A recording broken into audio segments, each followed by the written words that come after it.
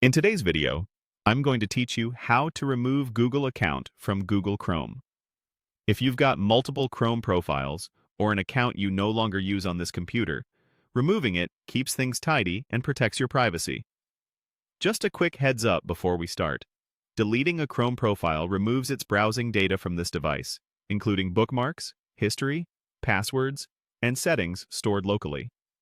If that profile was syncing to a Google account, the data in your Google account stays intact online. You're only removing the profile from this computer. Begin by opening Google Chrome. Make sure you're looking at the Chrome window you want to manage, especially if you often use more than one profile.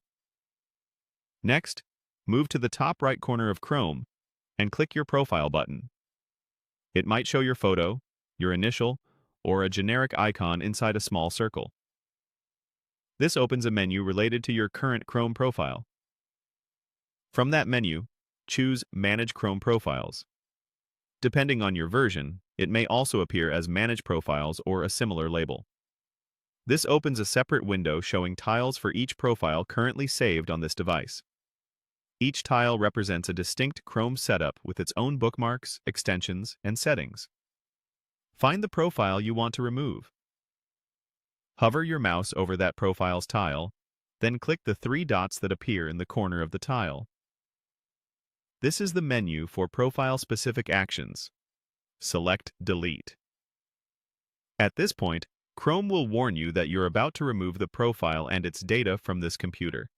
Take a moment to confirm you've picked the correct profile, especially if you have several with similar names or icons. If there's anything important you might want later, like bookmarks, and you're not syncing, consider exporting or backing them up before you continue. When you're sure, click Delete again to confirm. Chrome will remove that profile from this device. The process is quick, and when it's done, you'll no longer see that account in the profile chooser.